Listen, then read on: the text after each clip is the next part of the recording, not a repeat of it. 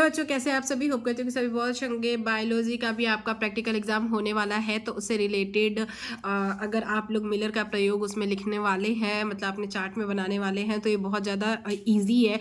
लेकिन हाँ, आप जो भी चार्ट पेपर में बनाएंगे तो उससे रिलेटेड क्वेश्चंस आपको पूछे जाते ही हैं। तो एक्सटर्नल आपको उससे रिलेटेड काफ़ी क्वेश्चंस पूछेगा। तो ये मिलर का प्रयोग से रिलेटेड का कुछ क्वेश्चंस है जो एक्सटर्नल आपसे पूछ सकता है, तो इन सब के आंसर एटलीस्ट आपको आने चाहिए। तो इस वीडियो में मैंने वो सारे क्वेश्चन इंक्लूड किए हैं जो मिलर का प्रयोग जो भी बना रहे होंगे, क्योंकि वो बहुत इजी है, तो काफ़ी बच्चे उसे चूज़ करते हैं कि हाँ हम वही बनाएंगे। तो उससे रिलेटेड जो भी क्वेश्चंस होते हैं वो मैं आप लोग को बता देती हूँ। तो वीडियो पसंद आए, अगर हेल्पफुल लगे तो लाइक कीजिएगा, दोस्तों के साथ शेयर जरूर कर लीजिएगा। तो चलिए बढ़ते हैं आगे की तरफ, और जहाँ भी डाउट हो तो आप मुझे कमेंट कर सकते हैं।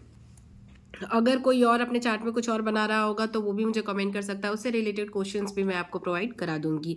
सो पहला क्वेश्चन हमारा क्या है, मिलर का यह प्रयोग करने का उद्देश्य क्या था। तो भाई सबसे पहले तो यही पूछता है एग्जामिनर की, जो भी आपने लिखा है, तो अगर वो प्रयोग मिलर ने किया था तो मिलर का उसको करने के पीछे उनका उद्देश्य क्या था। तो भाई उनका उद्देश्य था पृथ्वी पर जीवन की उत्पत्ति के संबंध में जानकारी प्राप्त करना। वो जानना चाहते थे कि पृथ्वी पर जीवन की उत्पत्ति कैसे हुई है, मतलब गैसों से हुई है या फिर किस तरीके से हुई है, तो उसी के लिए उन्होंने वो प्रयोग किया था। नेक्स्ट हमारा क्वेश्चन है, इस प्रयोग में कौन कौन सी गैसों का प्रयोग किया था। तो उन्होंने मीथेन, अमोनिया और हाइड्रोजन गैस का प्रयोग किया था। तीन गैस CH4, NH3 और H2, इन तीनों गैसों का उन्होंने अपने प्रयोग में प्रयोग किया था। ठीक है, मीथेन, अमोनिया और हाइड्रोजन। फिर नेक्स्ट हमारा क्वेश्चन है, इन गैसों का अनुपात क्या था। उन्होंने जो भी ये गैसें ली थी, मीथेन, अमोनिया और हाइड्रोजन, इनका अनुपात था 2:1:2। ठीक है।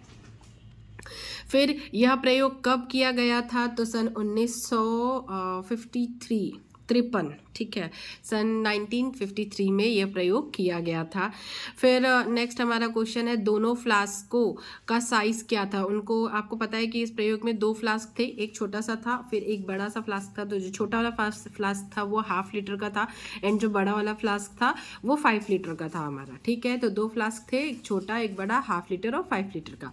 प्रयोग में उपयोग किए जाने वाला इलेक्ट्रोड किस धातु के थे। तो जो इलेक्ट्रोड यूज किए गए थे वो टंगस्टन के थे। ठीक है। नेक्स्ट उसमें जब प्रयोग वो कर रहे थे तो उसमें किस लिए था वो, उसमें से चिंगारी निकलती थी। ठीक है।